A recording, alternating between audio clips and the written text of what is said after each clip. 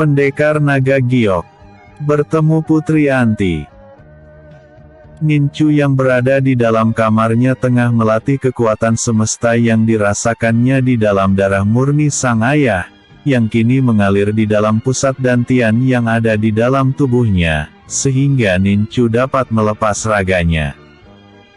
Nincu ingin segera mengumpulkan pemilik simbol dewa, yang kelak akan membantu menghadapi Raja Iblis. Kekuatan semesta yang kumiliki saat ini belum sanggup untuk mendeteksi jauh keberadaan pemilik simbol dewa. Lebih baik aku mencari keberadaan Putri Anti yang merupakan salah satu pemilik simbol dewa yang berada di wilayah Kekaisaran Phoenix, batin Nincu. Nincu menaruh diagram di hadapannya, kemudian duduk bersila dan memejamkan matanya. Sesaat kemudian tubuh halusnya pun keluar dari tubuh kasarnya, untuk mendeteksi keberadaan simbol dewa yang ada pada tubuh Anti.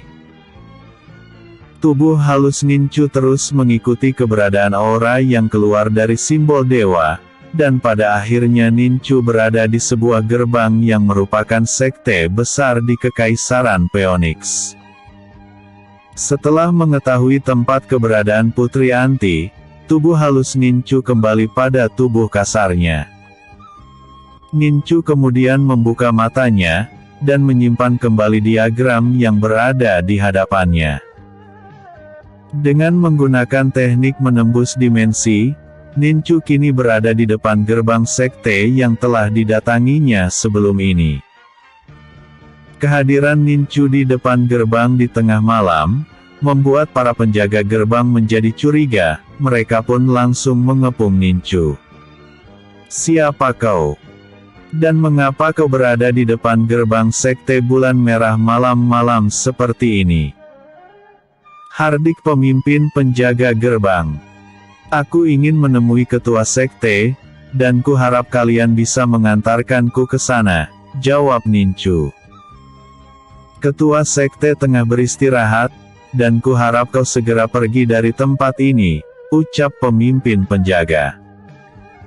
"Aku tak akan pulang, aku akan berada di sini hingga besok pagi agar aku dapat bertemu dengan ketua sekte," jawab Nincu. Nincu kemudian melangkah ke arah sebuah pohon yang berjarak tak jauh darinya, namun tiba-tiba saja serangan pedang dari pemimpin penjaga gerbang secepat kilat menebas ke arahnya. Dengan memiringkan badannya ke samping maka serangan pedang itu luput dari tubuhnya. Tak sampai di situ, serangan pedang kembali menebas ke arahnya dan kali ini bilah pedang dari pemimpin penjaga gerbang telah dialiri energi murni, sehingga kecepatan serang pedang itu semakin bertambah cepat dan sangat mematikan. Nincu sama sekali tak bergeming dari tempatnya. Saat sedang itu berada dekat dengan tubuhnya, Nincu segera mengibaskan tangan kirinya, sehingga gelombang kejut yang tercipta mampu menghempaskan pedang yang berada di genggaman tangan pemimpin penjaga gerbang. Semua anggota penjaga gerbang seakan tak percaya dengan apa yang dilihatnya. Pemimpin penjaga gerbang yang merupakan kultivator di ranah suci, dapat menghempaskan pedangnya dengan sekali kibasan tangan pemuda itu. "Aku tak ingin mencari masalah. Jika kalian tak ingin mempertemukanku dengan ketua sekte malam ini, maka aku akan menunggunya sampai besok pagi. Dan jika ada dari kalian yang ingin mencoba menyerangku kembali, maka jangan salahkan aku jika hari ini merupakan hari terakhir kalian bernapas di muka bumi ini," ucap Nincu dingin kemudian berjalan membelakangi mereka semua. Seluruh penjaga gerbang terdiam mendengar perkataan dari pemuda itu. Keberanian mereka yang tadinya ada kini jatuh ke titik yang terendah setelah pemuda itu mampu menjatuhkan pedang pemimpin penjaga gerbang dengan sekali serangan. Pemimpin gerbang yang tak ingin merasa malu kepada seluruh anggotanya, kembali menyerang Nincu dengan tinjunya yang dialiri kekuatan ranah suci, sehingga terdengar sayatan angin saat tinju itu menuju ke arah Nincu. Nincu yang mengetahui adanya serangan mendadak di belakangnya, segera mengeluarkan aura kuat di tubuhnya, sehingga pemimpin penjaga gerbang terpental ke belakang sebelum tinjunya sampai ke tubuh Nincu. Darah seger mengalir di sudut bibir sang pemimpin penjaga gerbang. Aura kuat yang keluar dari tubuh Nincu telah membuatnya tak berdaya. Seorang penjaga gerbang segera berlari ke kediaman ketua sekte, untuk melaporkan keadaan yang ada. Ketua sekte sangat muka mendengar laporan dari penjaga gerbang, karena selama ini tak ada yang berani untuk mengusik sekte Bulan Merah yang dipimpinnya. Ketua sekte yang saat ini tengah berbincang dengan seorang wanita cantik yang merupakan tunangannya, begitu sangat terganggu dengan laporan penjaga gerbang, yang membuatnya segera melesat pergi untuk menemui pemuda yang telah mengusik ketenangan sektenya. Nincu menatap dingin ke arah ketua sekte yang datang kepadanya. Ketua sekte ini terlihat sangat muda, tapi dia tak bisa mengelabui mata batinku yang dapat melihat perawakannya yang sangat tua. Sungguh kemampuan yang sangat luar biasa, batin Nincu. Sekteku tak pernah mengusikmu, tapi mengapa kau membuat keributan dengan melukai pemimpin penjaga gerbang? Tanya ketua sekte. Aku tak akan melukainya jika dia tak menyerangku. Aku datang ke sini untuk mencari seorang wanita yang akan kubawa pergi dari sini, ucap Nincu dengan wajah tanpa ekspresi. Wanita cantik bersama beberapa petinggi sekte tiba di tempat itu. Tatapan Nincu langsung tertuju kepada seorang wanita cantik, yang bersama beberapa petinggi sekte.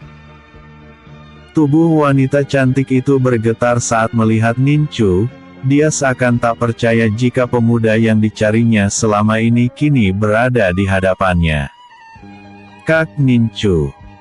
Hanya itu kata yang keluar dari mulut wanita cantik itu yang tak lain adalah Putri Anti. Nincu yang telah melihat Putri Anti di tempat itu, tanpa ragu melangkah ke arahnya kemudian memegang tangan wanita cantik itu, dan membawanya pergi. Hentikan! Berani sekali kau memegang tangan tunanganku. Teriak ketua sekte kemudian menyerang ke arah Nincu dengan telapak tangan yang dialiri tenaga dalam tingkat tinggi. Nincu tanpa melihat ke arah ketua sekte, segera menahan serangan ketua sekte dengan menapakkan tangan kanan ke samping, sehingga dua kekuatan energi besar saling berbenturan di udara saat kedua telapak tangan keduanya saling beradu. Gelombang energi yang pecah di udara membuat angin menderu-deru di tempat itu, sehingga membuat beberapa ketua yang ada merasakan daya dorong yang sangat kuat dari ledakan energi yang tercipta. Ketua sekte yang terseret beberapa meter ke belakang merasakan tangannya seperti mati rasa, dan cahaya keemasan yang berada di telapak tangannya seketika itu menjalar ke seluruh tubuhnya, sehingga membuat ketua sekte berteriak menahan panas di sekujur tubuhnya. Dalam sekejap wajah dan seluruh tubuh ketua sekte berubah, tubuhnya kini terlihat tua dengan kulit keriput yang menghiasi tubuhnya. Putri Anti sangat terkejut dengan perubahan ketua sekte, yang selama ini dia lihat merupakan pemuda tampan dengan karisma besar yang terpancar di wajahnya. Bersambung.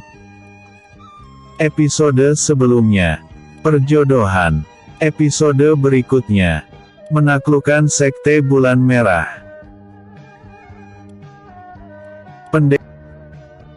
Pendekar Naga Giok. Menaklukkan sekte Bulan Merah. Aku tak menyangka kau sekuat ini dengan mampu menahan seranganku, sekaligus membuat aku menjadi seperti ini. Anak muda ini merupakan kesalahan besar bagimu karena kau secara terang-terangan telah menyalakan api permusuhan di antara kita, maka bersiaplah untuk menerima kenyataan kematianmu, ucap ketua sekte. Nincu menghentikan langkahnya saat hentakan keras tangan Putri Anti meronta untuk dilepaskan. Nincu tak melepaskan tangan sang putri, dia tetap menggenggamnya dengan kuat. "Lepaskan aku, Kak Nincu. Selama ini kakek tua itu telah menipuku. Dia datang menolongku di saat aku terluka dalam bertarung menghadapi salah satu jenderal iblis. Dia merawatku dengan baik di sekte ini dan ternyata kebaikannya itu tersimpan kebusukan yang menginginkanku menjadi istrinya, padahal dirinya merupakan laki-laki tua yang tak pantas lagi mendapat wanita muda sepertiku. Untung aku hanya bertunangan dengannya. Jika aku sampai menikah dengannya dan mengetahui kenyataan ini, maka aku tak akan bisa menghadapi dunia ini. Kak Nincu, lepaskan aku. Biar aku yang akan menghabisinya." Pekik Putri Anti menahan rasa sakit di hatinya melihat kenyataan yang ada.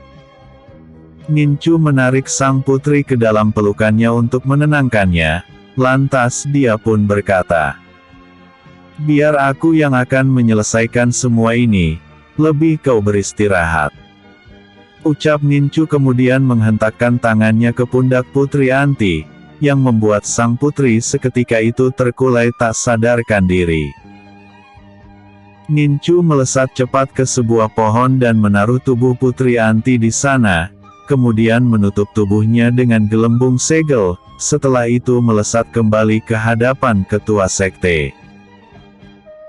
"Bukan kesalahan besar bagiku karena telah membuat api permusuhan denganmu, tapi merupakan kesalahan besar bagimu karena telah menyakiti hati orang-orang yang kusayangi, maka aku takkan membiarkan kau hidup," ucap Nincu. Setelah berkata seperti itu, Nincu menghilang dari pandangan ketua sekte, dan tiba-tiba saja telah berada di dekatnya dan menghantamkan tinju yang dialiri tenaga dalam ke arah sang ketua sekte. Ketua sekte sedikit terkejut melihat kecepatan yang dilakukan anak muda yang menjadi lawan tarungnya.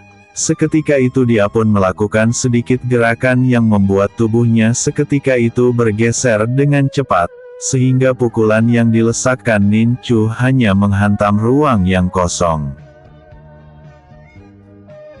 Kini ketua sekte berbalik menyerang ke arah Nincu dengan menjentikkan kedua jarinya, sehingga dua bola berwarna merah sebesar kelereng melesat cepat ke arah Nincu, yang membuat Nincu seketika itu mengibaskan tangannya menggunakan kekuatan ilahi hukum angin, sehingga dua serangan dari ketua sekte berbelok arah dan menghantam tembok beton yang merupakan pagar pembatas sekte hingga hancur berkeping-keping.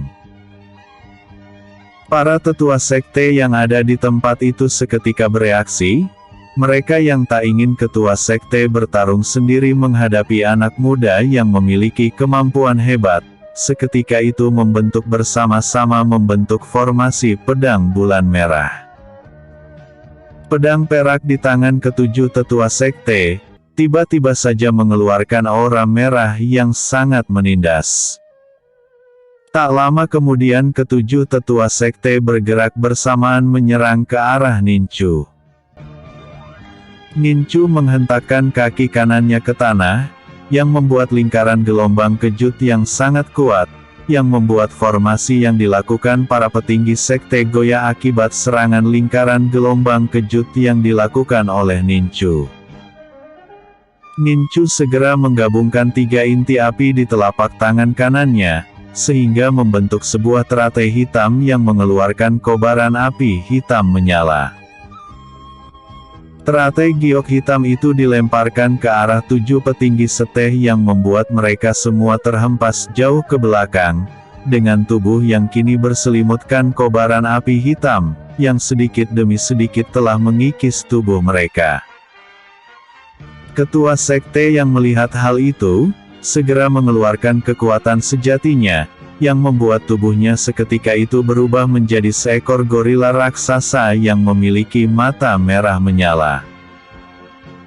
Ternyata ketua sekte ini merupakan salah satu binatang surgawi, Ini merupakan berita bagus bagiku karena kekuatan yang dimilikinya mampu untuk membantu dalam menghadapi para iblis di masa depan. Pertarungan di antara mereka berdua pun terjadi dengan sengit.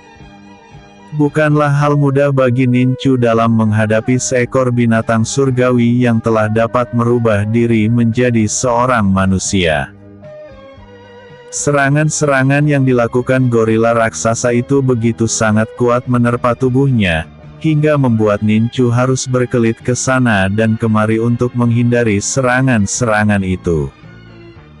5 bola energi besar seketika itu menuju ke arah Nincu, hingga suhu di tempat itu berubah menjadi sangat panas.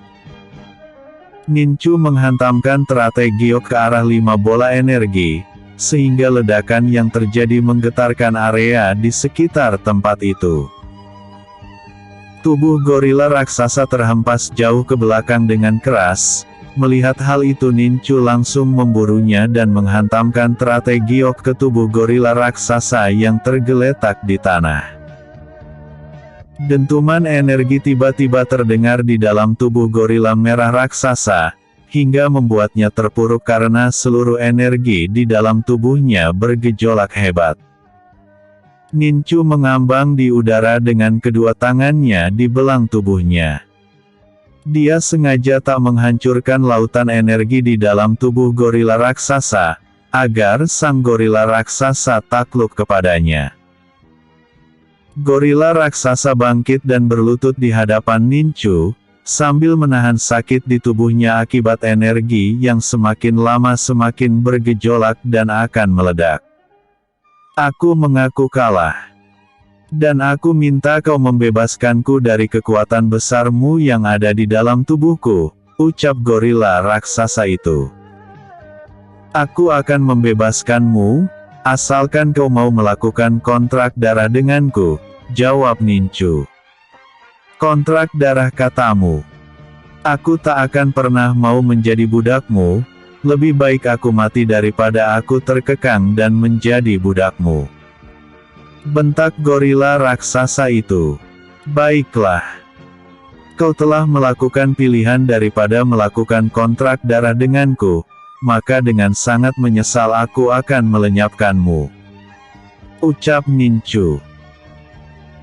Setelah berkata seperti itu, Nincu berbalik arah dan membelakangi gorila raksasa, kemudian menggenggam tangan kanannya dengan kuat sehingga ketiga inti api yang kini berada di dalam tubuh gorila raksasa dalam bentuk teratai giok hitam, seketika itu meledak dan menghancurkan tubuh gorila raksasa menjadi serpihan-serpihan kecil.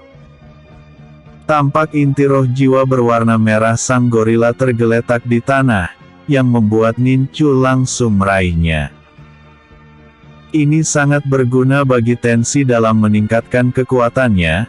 Batin Nincu kemudian menyimpan bola energi berwarna merah itu ke dalam cincin ruangnya. Nincu menatap ke arah ketujuh petinggi sekte yang masih terbakar oleh kobaran api hitam di tubuhnya. Nincu sengaja tak menghancurkan tubuh mereka semua, karena Nincu menginginkan sekte itu takluk kepadanya. Aku akan memadamkan api di tubuh kalian semua, jika kalian semua mau menjadi pengikutku dengan melakukan kontrak darah, ucap Nincu. Kami semua akan melakukan kontrak darah dengan Anda Tuan Muda, ucap wakil ketua sekte. Nincu tersenyum kemudian mengibaskan tangannya, maka seluruh kobaran api hitam menghilang dari tubuh ketujuh petinggi sekte. Nincu lantas melakukan kontrak darah dengan ketujuh petinggi sekte Bulan Merah. Setelah itu dia pun berkata, "Aku ingin kalian membentuk kekuatan besar di sini, karena di masa depan aku akan memerlukannya," ucap Nincu. "Baik Tuan Muda. Kami semua akan mengikuti perintah Tuan Muda," ucap salah seorang petinggi sekte mewakili yang lainnya. Nincu menyerahkan 7 pil berwarna emas yang merupakan aura teratai nirwana yang sudah dipadatkan, kepada ketujuh petinggi sekte Bulan Merah.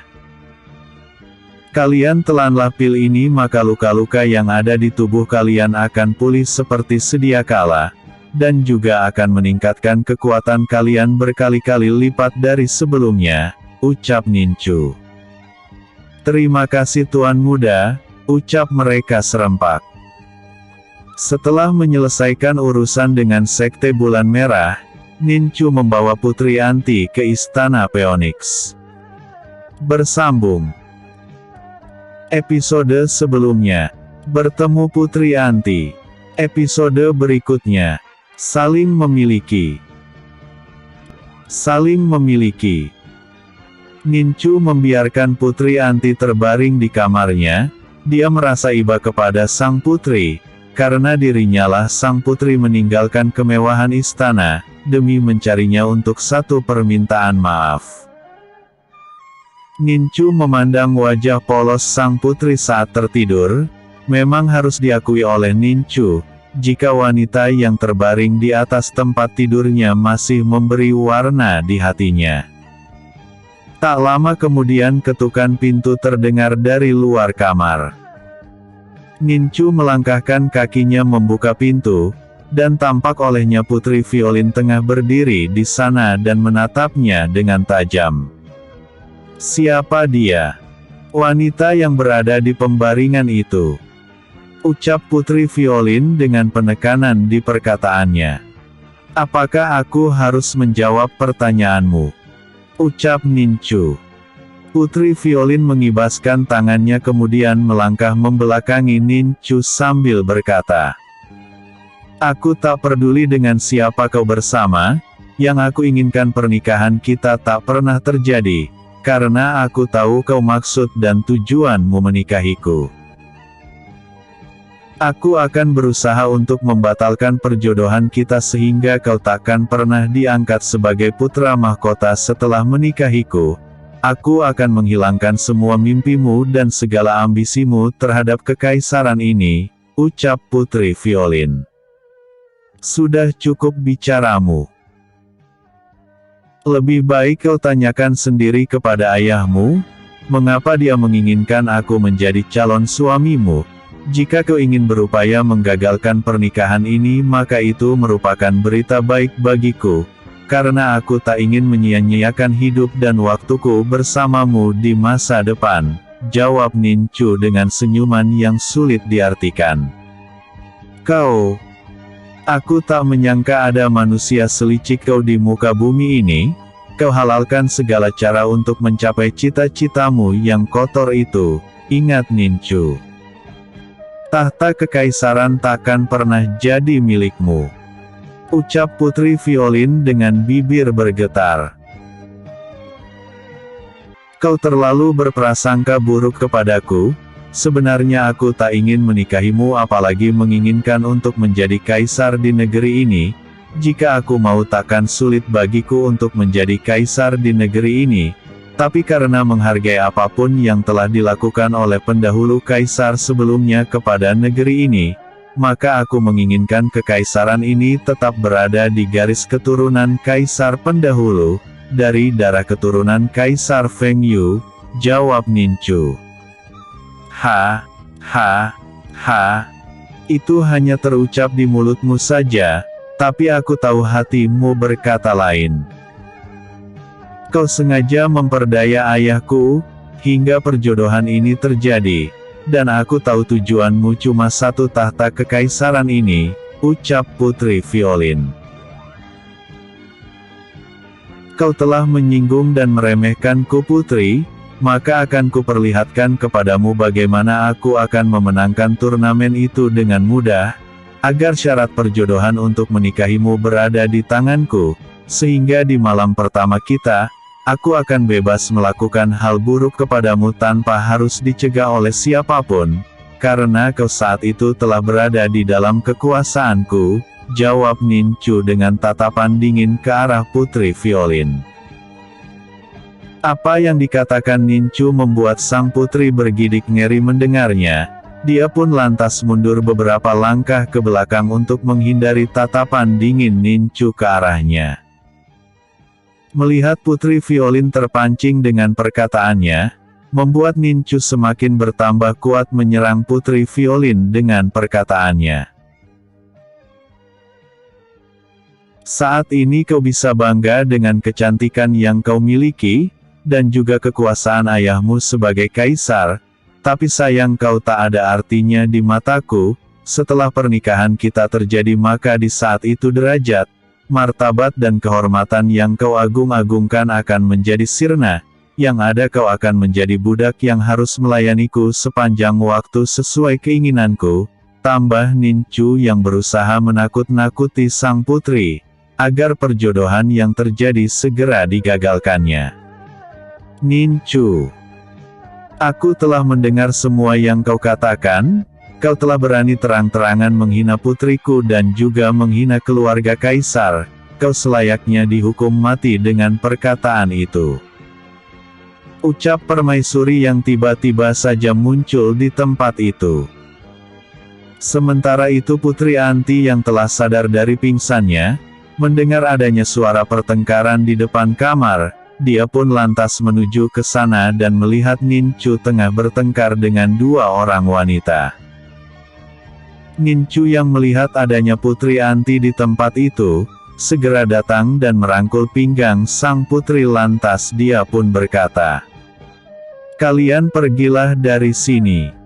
Kehadiran kalian berdua hanya merusak kesenanganku saja." Ucap Nincu kemudian membawa Putri Anti masuk ke dalam kamar dan mengunci pintu. "Nincu, aku belum selesai bicara padamu," teriak permaisuri menahan amarah dengan sikap Nincu kepada putrinya. Tak ada jawaban dari dalam kamar, sehingga membuat permaisuri menarik tangan putrinya untuk meninggalkan tempat itu. "Kita pergi dari sini," ucap sang permaisuri. "Tapi ibu, Nincu sudah sangat keterlaluan padaku, apakah aku harus mempertahankan perjodohan ini?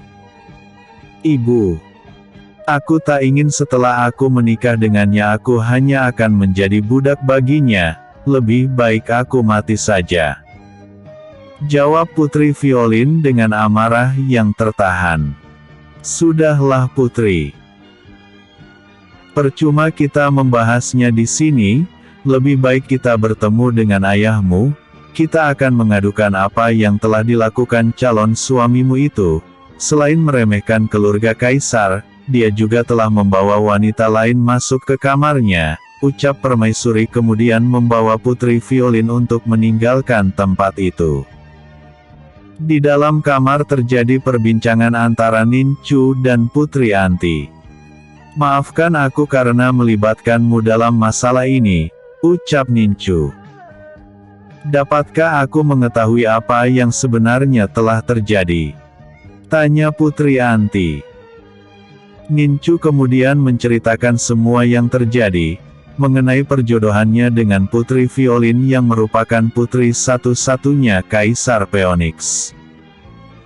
Nincu juga menceritakan tentang An Yue dan Hyun Zi, yang merupakan wanita yang disayanginya sama seperti Putri Anti. Nincu juga menceritakan tentang Putri Zheng Yi dan juga Dewi Giok yang kini berada di Kekaisaran Mutiara Hidup, sebagai wanita yang dikasihinya tanpa ditutup-tutupinya sama sekali. "Aku telah menceritakan semua kepadamu, dan tak ada satupun yang kututup-tutupi. Semua ini agar aku dapat memberikanmu dua pilihan yaitu bersamaku atau kembali ke dataran langit karena kakakmu begitu sangat mengkhawatirkan keadaanmu," ucap Nincu. Terlihat sang putri menghela napas panjang, dia tak menyangka jika pemuda sangat dicintainya itu memiliki banyak wanita selain dirinya. Putri Anti tak bisa menepis perasaan hatinya yang masih merasakan cinta kepada Nincu. "Aku memilih bersamamu Kak Nincu, karena saat ini kau merupakan tujuan hidupku. Aku minta padamu untuk selalu menyayangiku, dan membagi kasih sayangmu seadil-adilnya," pinta Putri Anti. "Aku pasti akan berlaku adil kepada kalian semua, dan tak akan membeda-bedakan satu dengan yang lainnya, jawab Nincu. Entah siapa yang memulai, bibir keduanya kini saling berpaut satu dengan yang lainnya. Yang membuat ciuman itu semakin dalam dan penuh gairah. Nincu yang tak ingin kehilangan sang putri untuk kedua kalinya, segera mendekapnya dengan hangat. Perlahan tapi pasti bibir Nincu mulai menelusuri leher jenjang sang putri, sehingga menyebabkan rintihan kecil dari mulut sang putri terdengar di telinga Nincu. Putri Anti tak kuasa lagi menahan gejolak di hatinya, saat Nincu mulai memberikan tanda merah di lehernya sebagai tanda kepemilikan. Satu persatu pakaian keduanya mulai berserakan di lantai kamar itu, sehingga membuat mereka berdua kini polos tanpa adanya sehelai benang pun yang menutupi tubuh keduanya. Nincu melanjutkan aksinya dengan mulai memberanikan diri menelusuri bagian-bagian vital di tubuh Anti. Buah mengkal yang nyaris matang di hadapannya, tak luput dari serangan Nincu hingga terlihat banyaknya tanda merah di sekitarnya. Tangan Nincu mulai merambah ilalang lembab yang dipenuhi dengan kehangatan dari sebuah sumur tua. Permainan jari tangan Nincu membuat sang putri harus menggigit bibirnya sendiri, merasakan sensasi yang belum pernah dirasakannya selama ini. Hingga pada akhirnya Nincu mulai menusukkan tonggak keramat yang dimilikinya ke dalam sumur tua yang selama ini masih tersegel dan original. Berkali-kali tonggak itu melakukan tugasnya, akan tetapi selalu saja mengalami kegagalan, hingga rintihan kesakitan mulai terdengar dari mulut Putri Anti. Karena usaha yang gigih, pada akhirnya tonggak keramat itu mulai memasuki sumur yang lembab, dengan dipenuhi ilalang subur di sekitarnya. Tonggak keramat Nincu bukanlah tonggak sembarangan.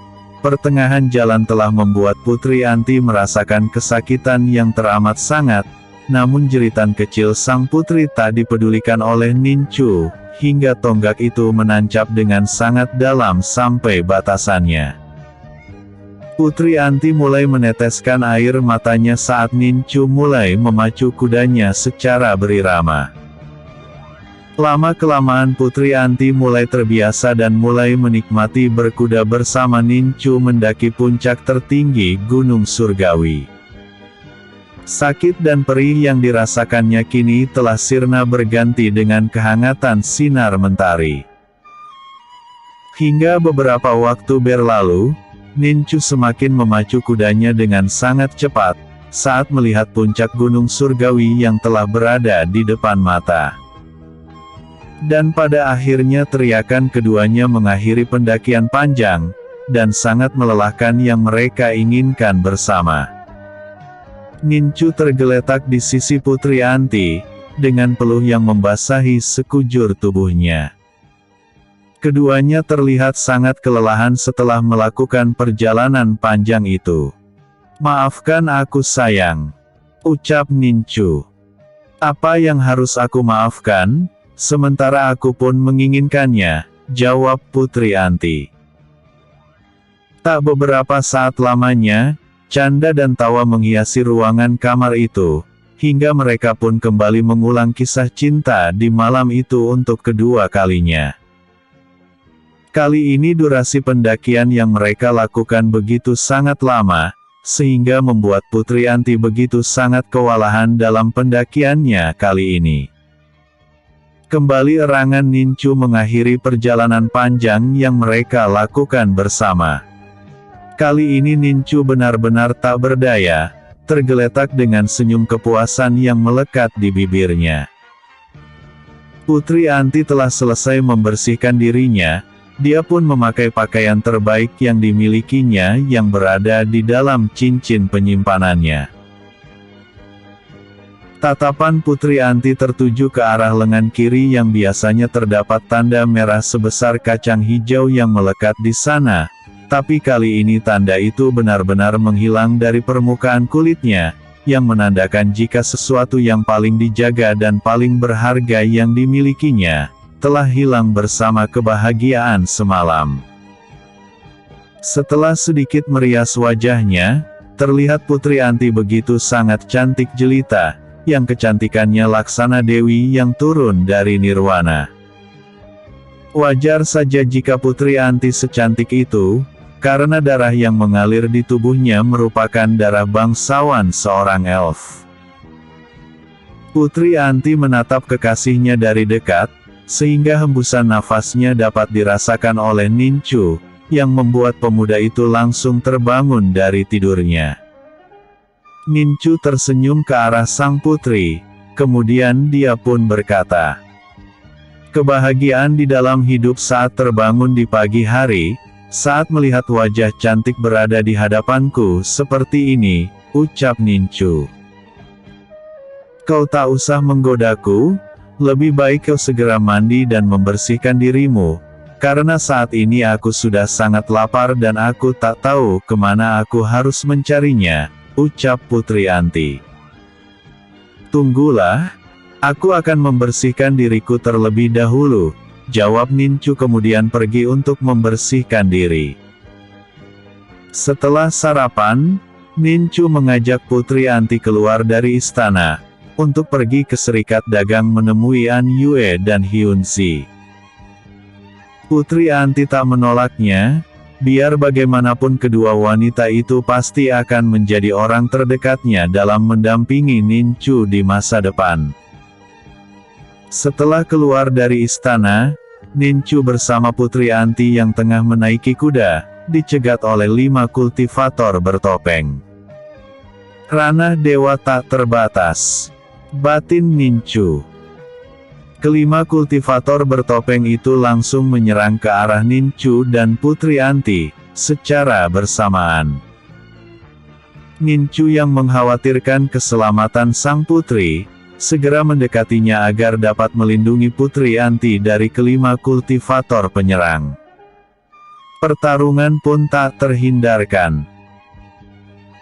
Nincu yang tak ingin berlama-lama bertarung dengan kelima pembunuh bayaran, segera mengeluarkan pedang penguasa malam dari dalam tubuhnya, hingga aura pedang yang keluar membuat kelima kultivator itu merasa jika pemuda yang menjadi target pembunuhan, bukanlah pemuda biasa melainkan kultivator kuat yang memiliki kekuatan di ranah dewa tak terbatas. Walaupun mengetahui lawan tarungnya merupakan kultivator kuat, tak mengurungkan niat mereka berlima untuk membunuh Nincu. Pedang penguasa malam yang saat ini memiliki ketajaman yang sangat luar biasa setelah Nincu memiliki kekuatan tak terbatas, mampu memotong pedang kelima pembunuh bayaran dalam pertarungan yang terjadi, sehingga kepanikan pun melanda mereka berlima.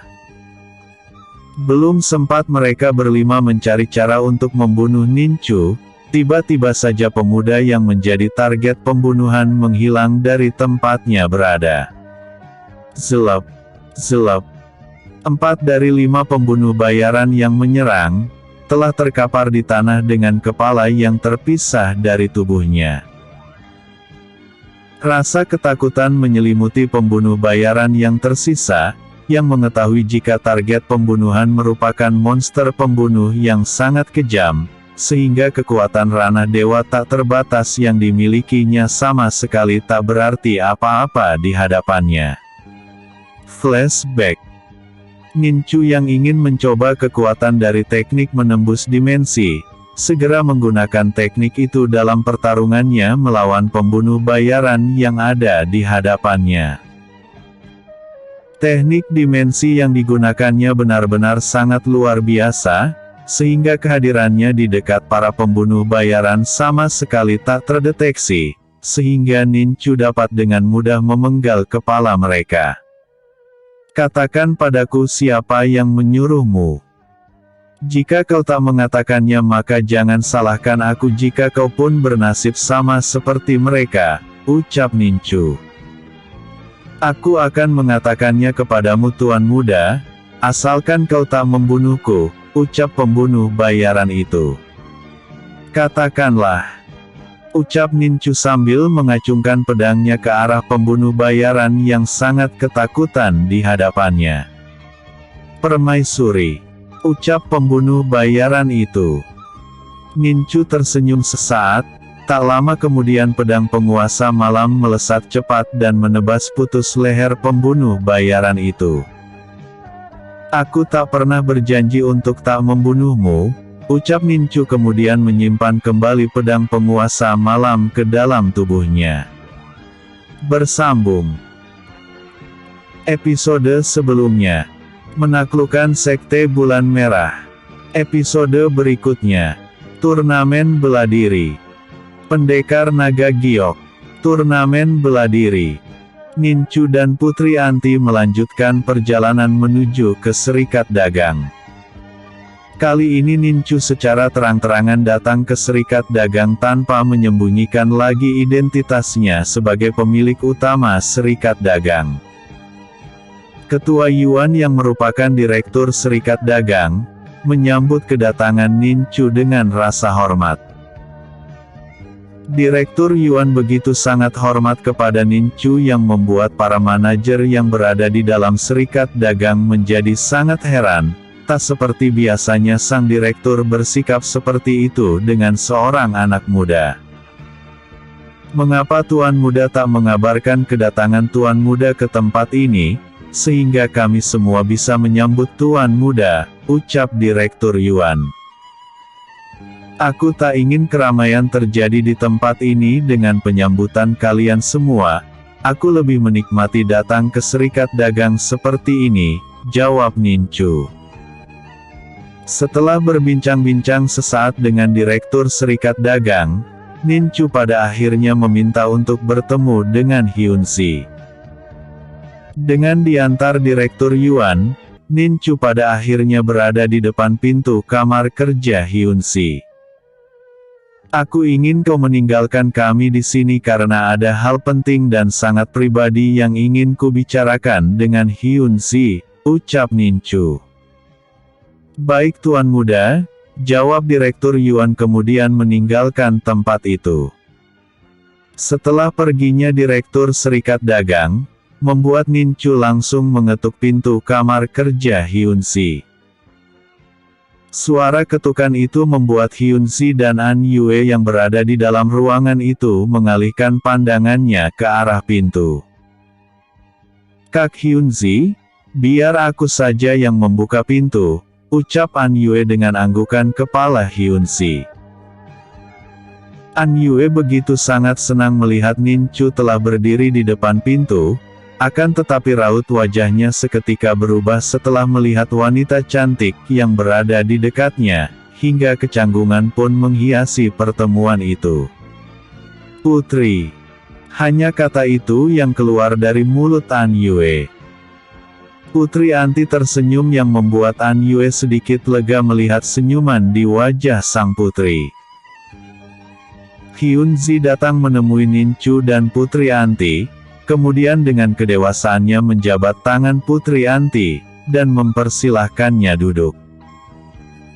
Aku ingin kalian bersama Putri Anti karena saat ini aku terlibat masalah dengan permaisuri, sehingga akan membuat nyawa Putri Anti terancam jika dia bersamaku, ucap Nincu.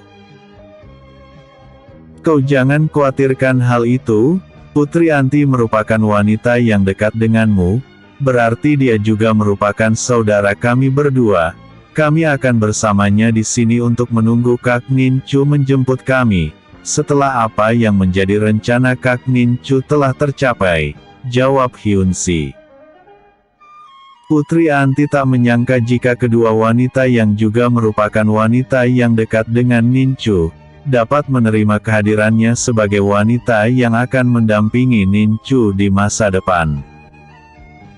Terima kasih karena kalian berdua telah menerimaku sebagai saudari kalian, semoga di masa depan kita tetap saling akur dan menyayangi seperti ini, ucap Putri Anti. Karena tak ada lagi kerenggangan di antar kalian, hal itu membuatku sangat senang, ucap Nincu. Nincu kemudian membuka tangannya lebar-lebar, maka ketiga wanita itu menghamburkan diri ke pelukannya. Setelah Putri Anti berada di serikat dagang, membuat Nincu dapat bernafas dengan lega. Hari turnamen bela diri besar yang diadakan di Kekaisaran Phoenix telah membuka pendaftaran. Anyue dan Putri Anti serta beberapa elf yang datang dari Kekaisaran Dataran Langit ikut mendaftarkan diri sebagai peserta yang mewakili Kekaisaran Dataran Langit. Anyue dan Putri Anti telah membuka penyamarannya sebagai seorang manusia. Mereka berdua telah menjadi seorang elf yang membuat kecantikan mereka berdua menjadi pusat perhatian saat pendaftaran terjadi.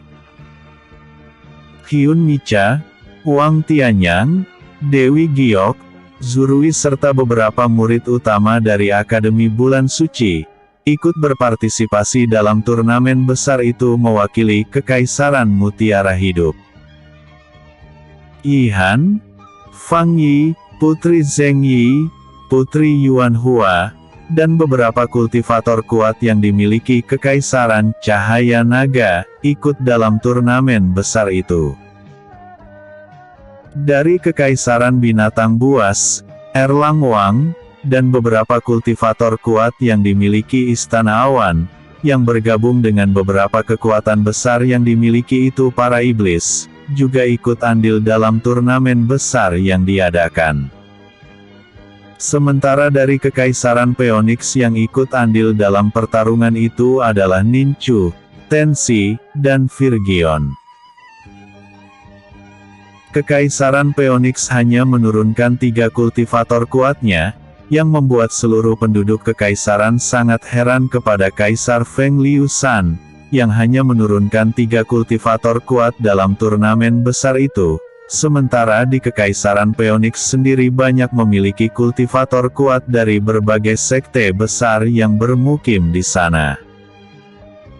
Sementara itu para kultivator kuat yang berada di sekte besar di wilayah Kekaisaran Phoenix, akhirnya memilih bergabung dengan Istana Awan agar dapat mengikuti turnamen besar yang diadakan.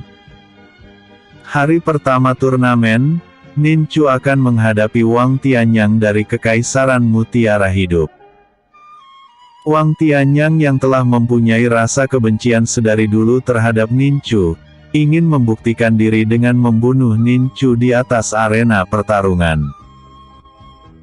Seluruh mata kini menatap tajam kedua petarung yang berada di atas arena pertarungan, begitupun dengan Putri Violin yang sangat berharap jika dalam pertarungan itu Wang Tianyang dapat mengalahkan Nincu.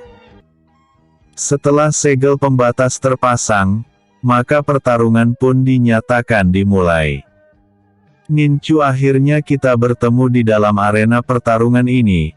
Aku akan membuktikan kepadamu jika aku dapat membunuhmu. Ucap Wang Tianyang dengan rasa kebencian di hatinya. Aku ingin melihat bagaimana caramu untuk membunuhku, tantang Nincu. Mendengar perkataan Nincu, Wang Tianyang lantas menyerang ke arahnya. Tubuh Wang Tianyang menghilang dari pandangan mata, dan tiba-tiba saja pukulan tangan kanan yang dialiri energi Qi tingkat tinggi tertuju kepada Nincu, setelah Wang Tianyang muncul dengan tiba-tiba di hadapan Nincu. Melihat kekuatan besar yang terkandung di dalam tinju tangan Wang Tianyang, membuat Nincu sama sekali tak bergeming dari tempatnya. Tangan kanan Nincu seketika itu menangkap tinju Wang Tianyang, sehingga ledakan besar terjadi di atas arena pertarungan. Semua mata semakin tajam menatap arena pertarungan saat debu tebal berterbangan di udara yang menutup pandangan semua orang. Saat melihat tinju Wang Tianyang berada di genggaman tangan Nincu, membuat semua penonton yang melihatnya sangat terkejut. Kaisar Feng Liusan tersenyum melihat apa yang dilakukan oleh Nincu, dan betapa terkejutnya lagi saat Nincu menarik tangan Wang Tianyang dan melemparkannya ke tanah dengan keras. Wang Tianyang tak menyangka serangan kuat yang diarahkannya kepada Nincu, dapat dengan mudah ditahannya, malahan saat ini tubuhnya harus terhempas ke tanah dengan keras, akibat daya dorong yang sangat kuat yang dilepaskan Nincu kepadanya. Wang Tianyang bangkit berdiri, dengan kekuatan yang dimilikinya, dia pun merubah dirinya menjadi 10 replika tubuh yang sama. 10 replika itu mengeluarkan aura kuat di tubuhnya, kemudian replika itu kembali bergabung menjadi satu, sehingga membuat kekuatan Wang Tianyang menjadi 10 kali lipat dari sebelumnya. Wang Tianyang mengeluarkan seluruh kekuatan yang dimilikinya yang terpusat ke tangan kanannya. Wang Tianyang melompat ke udara, dan menghantamkan tinju tangan kanannya dari jarak jauh, sehingga membuat bola energi melesat cepat ke arah Nincu. Nincu yang telah mengeluarkan teratai hitam di telapak tangan kanannya, langsung melemparkan teratai hitam itu ke arah bola energi yang menuju ke arahnya. Kembali ledakan terjadi di tempat itu, yang membuat tubuh Wang Tianyang melayang ke udara dan jatuh ke tanah dengan sangat keras. Wang Tianyang memuntahkan darah segar dari mulutnya, dan tak lama kemudian dia pun tergeletak tak sadarkan diri.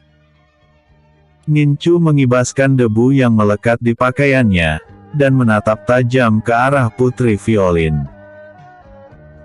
Sang putri sama sekali tak menyangka jika pemuda yang telah dijodohkan oleh sang kaisar kepadanya merupakan kultivator kuat, terbukti dengan dapat mengalahkan salah satu kultivator kuat yang dimiliki Kekaisaran Mutiara hidup dengan mudah.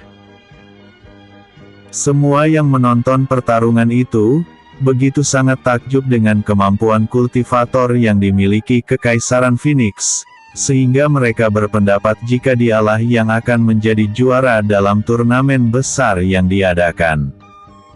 Bersambung. Episode sebelumnya, saling memiliki.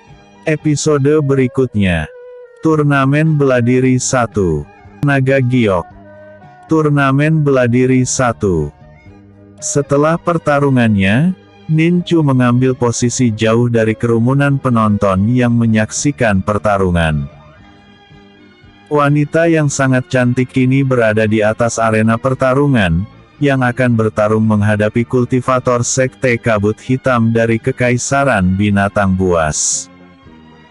Wanita itu berjalan anggun diiringi teriakan para penonton yang mengeluk-elukan namanya. Erlang Wang begitu kagum dengan paras dan rupa Dewi Giok, yang baginya wanita itu begitu sangat memesona di matanya. Aku akan mendekatinya, agar dia mau jadi kekasihku, batin Erlang Wang dengan senyum di bibirnya. Pertarungan sengit mulai terjadi di atas arena, tampak Dewi Giok tak banyak kesulitan dalam menghadapi lawan tarungnya. Tak lama kemudian kultivator dari Sekte Kabut Hitam mengeluarkan kekuatan terkuatnya, sehingga kabut hitam kini menyelimuti arena pertarungan. Dewi Giok yang merasakan kekuatan yang penuh dengan ilusi itu hanya tersenyum, sehingga pertarungan di alam lain pun terjadi di antara mereka berdua. Nincu yang mengkhawatirkan Dewi Giok, berusaha untuk menembus dimensi ilusi. Akan tetapi keinginannya itu berubah saat dia merasakan aroma wangi semerbak di tempatnya berada.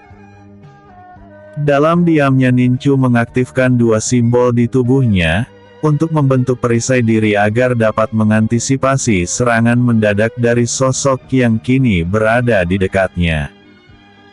Angin berhembus menciptakan satu sosok wanita cantik yang kini berada di sisi Nincu. Apakah kau mengkhawatirkanku, Nincu? Ucap wanita itu yang tak lain adalah Dewi Giok. Mengetahui jika Dewi Giok yang berada di dekatnya, Nincu segera menghilangkan perisai di tubuhnya. Aku memang mengkhawatirkanmu, tapi dengan kemampuanmu saat ini aku berubah pikiran, jawab Nincu. Maksudmu? Tanya Dewi Giok. Aku sekarang mengkhawatirkan lawan tarungmu, sementara dia berusaha memenangkan pertarungan melawanmu. Kau malah berada di sini bersamaku, jawab Ninchu. Ha, ha, ha. Terdengar tawa kecil Dewi Giok, kemudian dia pun berkata, cukup replika tubuhku yang melawannya, teknik ilusinya bagiku bukanlah sesuatu yang harus kutakutkan. Dewi Giok kemudian menampakkan tangannya ke depan, tak lama kemudian ledakan keras terdengar dari dalam arena yang berselimutkan kabut hitam. Setelah kabut hitam itu menghilang, tampak kultivator dari Kekaisaran Binatang Buas, yang tergabung dalam sekte kabut hitam telah tergeletak di tanah tak sadarkan diri. Replika tubuh Dewi Giok berjalan dengan anggun di tengah-tengah arena, tak lama kemudian tubuhnya menghilang dari atas arena. Ninchu, aku ingin bertarung denganmu, karena di turnamen besar ini hanya kau yang bisa menandingiku, ucap Dewi Giok. Mengapa aku harus bertarung denganmu? Tanya Ninchu. Putri Giok mendengus kesal, kemudian dia pun berkata, kejadian di Paviliun Langit telah membuatku tak bisa melupakanmu, walaupun aku telah berusaha untuk melupakanmu. Mungkin setelah membunuhmu dengan tanganku sendiri di atas arena pertarungan itu, aku baru bisa melupakanmu, ucap Dewi Giok. Apakah kau ingin benar-benar membunuhku? Aku ingin kau melakukannya sekarang juga. Setelah berkata seperti itu, Ninchu meraih tangan Dewi Giok dan mendekatkan ke dadanya. Lepaskan tanganku, Ninchu, ucap Dewi Giok sambil menghentak-hentakkan tangannya dari genggaman tangan Ninchu. Bagaimana kau bisa membunuhku, sementara kau mencintaiku? Kau takkan bisa membohongi hati kecilmu sendiri, ucap Ninchu. Dewi Giok tersentak, karena Ninchu dapat merasakan apa yang tengah dirasakannya. Ninchu, aku akan membuktikan jika aku akan menghabisimu di atas arena itu. Sekarang lepaskan tanganku, ucap Dewi Giok. Ninchu segera melepaskan tangan Dewi Giok, dan tanpa bicara sedikitpun Dewi Giok membalikan tubuhnya dan melangkah pergi. Baru beberapa langkah berjalan, terdengar suara Ninchu berkata, aku akan menunggumu, sampai kau sadar jika kau adalah milikku, ucap Ninchu. Menghentikan langkahnya, dan tak lama kemudian dia pun melanjutkan langkahnya pergi meninggalkan Ninchu. Ninchu tersenyum penuh arti saat melihat wanita cantik itu meninggalkannya. Dari kejauhan Erlang Wang yang melihat keakraban antara Ninchu dan Dewi Giok membuat hatinya bergejolak. Dia tak rela jika wanita yang telah membuatnya terpesona akan menjadi milik Ninchu. Aku tak akan mungkin membiarkanmu bersamanya, aku akan berusaha untuk mendapatkan hati Dewi Giok, batin Erlang Wang. Pertarungan terus terjadi hingga sore hari. Tensi dan Virgion dapat memenangkan pertarungannya dengan sempurna. An Yue dan Putri Anti tak mengalami kendala besar dalam pertarungan itu. Sewaktu Ninchu ingin kembali ke dalam kediamannya, Ninchu merasakan aura simbol dewa sehingga membuat diagram yang ada padanya bergetar. Pemuda itu, batin Ninchu. Dengan perlahan Ninchu mengikuti pemuda yang pernah bertemu dengannya di rumah makan, hingga pemuda itu masuk ke dalam hutan yang penuh dengan pepohonan lebat.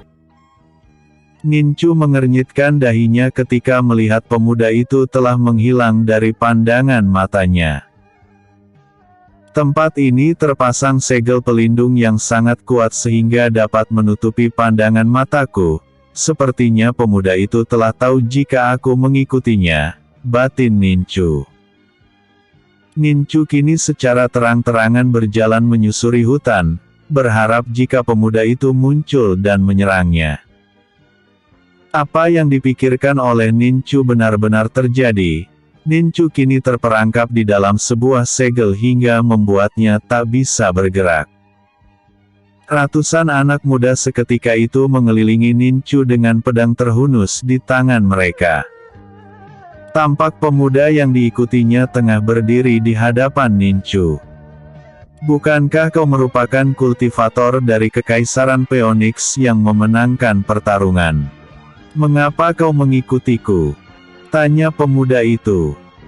Ada hal penting yang ingin ku bicarakan padamu.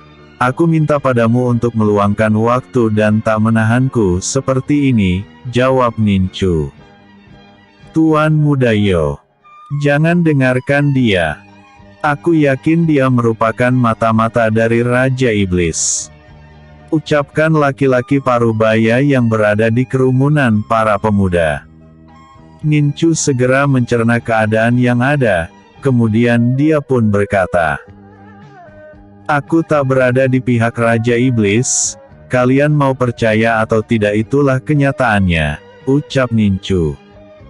Tuan Muda, cepat berikan perintahmu agar kami menghabisi anak muda itu, ucap laki-laki parubaya itu kembali. Tuan Muda Yoliang mengangkat tangan kanannya, sehingga laki-laki parubaya itu berdiam. Lepaskan dia, ucapnya yang membuat seluruh anak muda yang berada di tempat itu terdiam. Tak lama kemudian mereka pun membuka formasi segel hingga Nincu terbebas. Apa yang ingin kau bicarakan? Ucap Tuan Muda Yoliang. Ada baiknya kita bicara empat mata, jawab Nincu. Tuan Muda Yoliang segera mengibaskan tangannya, maka tirai penutup hutan itu terbuka sehingga hutan yang tadinya lebat dengan pepohonan kini berubah menjadi perkampungan dengan banyaknya anak muda yang berlatih seni bela diri di sana. Nincu cukup terkejut dengan apa yang dilihatnya, namun dia tetap tenang dan mengikuti Tuan Muda Yoliang dari belakang. Bersambung. Silahkan Episode sebelumnya, turnamen bela diri. Episode berikutnya, turnamen bela diri 2.